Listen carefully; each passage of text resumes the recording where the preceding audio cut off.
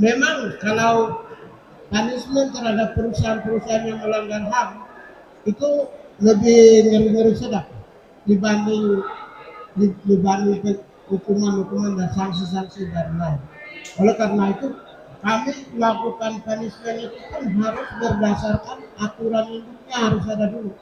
Sementara kan kami punya perpres sudah ada, sudah Pak Mensesnek sudah baca, beliau sampaikan ke Menko Perekonomian, sekarang ada di meja karena komunitas bisnis kan komunitas perekonomian. Jadi Menko harus baca dulu teliti supaya jangan sampai ada yang salah dalam penyusunan dan draft. Baca dari ada bencana di Sumatera Pak, kemudian ada penambangan dan lain-lainnya. Apakah Kementerian HAM melihat adanya dugaan pelanggaran HAM dari bencana tersebut? Jadi gini, memang standar internasional ya dari PBB mulai dari tahun 96 kemudian tahun 2011 itu ada prinsip guidance principle namanya prinsip pelaksanaan instrumen hubungan antara bisnis dan HAM, komunitas bisnis dan HAM. Itu ada petunjuk teknis ya, guidance principle of human right and business tahun 2011 ya. Itu baru petunjuk teknis dan petunjuk pelaksanaan, tapi belum ada undang-undang induknya. Di seluruh dunia belum ada, konvensi juga belum ada, tapi petunjuk teknis, petunjuk pelaksanaan. Nah, di Indonesia di dalam revisi undang-undang HAM itu kita masukkan pasal yang menyangkut tentang bisnis dan HAM. Meskipun baru pada tataran petunjuk pelaksanaan oleh Perserikatan Bangsa-Bangsa, di negara-negara Eropa sudah menjadi pedoman. Di Amerika, negara-negara maju, terutama negara-negara Skandinavia, itu sudah menjadi pedoman bisnis dan HAM. Bahkan sampai banyak perusahaan yang diberi punishment secara dari sisi perspektif pendekatan HAM. Suatu saat sekarang ini adalah sudah lakukan penerapan yang namanya laporan hak asasi manusia dalam pengelolaan usaha yang bersifat voluntary, sukarela dia melaporkan. Pemerintah membuka ruang, dia melaporkan secara periodik, secara sukarela. Ini sifatnya voluntary. Di negara-negara Eropa masih berlangsung voluntary. Dia targetkan tahun depan itu sudah mandatory. Di Indonesia juga kami punya namanya laporan yang Prisma. Ada 12 variabel, kemarin saya tambah 2 variabel nanti, yaitu variabel opini masyarakat dan variabel turun ke lapangan, melihat langsung. Jadi ada 14 variabel. Berdasarkan itu kita punya Prisma, mereka melaporkan kita. Itu namanya laporan yang bersifat volunteerism. Nanti tahun depan 2028 itu diharapkan kita mandatori, karena negara-negara Eropa saja untuk masuk mandatori itu berat. Begitu dia masuk mandatori, maka semua indikator HAM harus terpenuhi. Kalau tidak terpenuhi itu ada sifatnya sanksi perusahaan-perusahaannya. Kalau pengelolaan usahanya tidak memenuhi kriteria dan indikator, nilainya merah, maka itu bisa indeks sahamnya jatuh, kemudian nanti BEN diperbankan, bahkan perusahaan bisa terancam dicabut izinnya. Karena di internasional itu agak ketat soal bisnis dan HAM.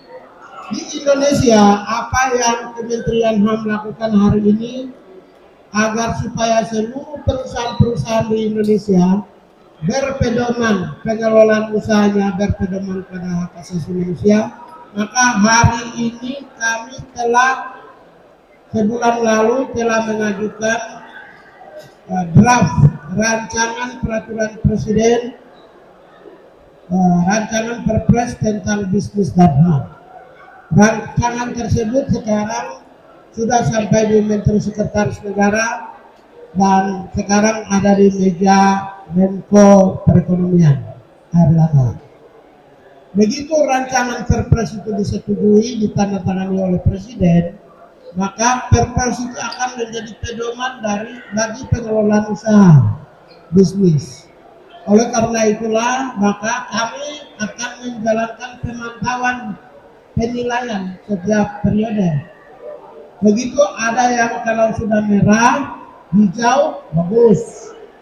Kalau ada yang sudah merah, ya punishment. Meskipun secara general, secara nasional bersifat laporan bersifat voluntary, tapi 2028 harus mandatori. Mandatori itu artinya pengelolaan usaha dia harus melaporkan setiap tahun yang bersifat wajib. Dan semua karyawan kementerian datang cek. Misalnya dalam satu perusahaan itu setiap perusahaan yang mempekerjakan 100 orang harus ada 2 orang disabilitas. Misalnya itu dia melaporkan di kami percaya aja kalau sifatnya volunteerisme. Tapi kalau mandatori, coba kita datang cek 2 orang difabel itu memang benar kerja di sana. Ternyata di sana tidak ada, berarti dia laporan palsu. Nah, yang sifatnya mandatori ini nanti 2028 akan melaksanakan. Karena negara-negara Eropa saja mereka sudah menunda 2026. Saya meyakini mereka juga agak bingung untuk menerapkan yang sifatnya punishment. Karena itu bisa masuk ke wilayah investasi, pembangunan perekonomian nasional. Tapi bagi kami 2028, dan saya sudah sampaikan kepada publik, para pengusaha-pengusaha nasional juga mereka tahu bahwa penerapan reward and punishment yang sifatnya mandatori dalam pengelolaan bisnis berbasis HAM itu wajib dilaksanakan 2028. Begitu. Pak, tapi sejauh ini temuan dari kantor wilayah kami bisa melakukan dari bencana tersebut.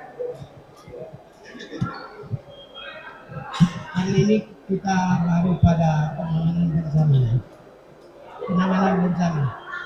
Jadi kalaupun nanti evaluasi terhadap perusahaan-perusahaan itu harus ada aturan. Kan saya sudah bilang, aturan aja sekarang sudah ada di meja Pak Erlangga. Peraturan Presiden tentang bisnis dan HAM itu sekarang ada di meja Menko Perekonomian. Begitu beliau setuju, baru nanti Presiden menandatangani. Karena salah satu syarat untuk Indonesia masuk di OECD, ya Indonesia menjadi anggota OECD, salah satunya adalah harus ada aturan untuk tentang bisnis dan HAM. Itu syarat. Jadi ya memang kalau punishment terhadap perusahaan-perusahaan yang melanggar HAM itu lebih ngeri-ngeri sedap dibanding hukuman-hukuman dan sanksi-sanksi dan lain. Oleh karena itu kami melakukan punishment itu pun harus berdasarkan aturan induknya harus ada dulu. Sementara kan kami punya Perpres sudah ada, sudah Pak Mensesnek sudah baca, beliau sampaikan ke Menko Perekonomian, sekarang ada di meja karena komunitas bisnis kan komunitas perekonomian.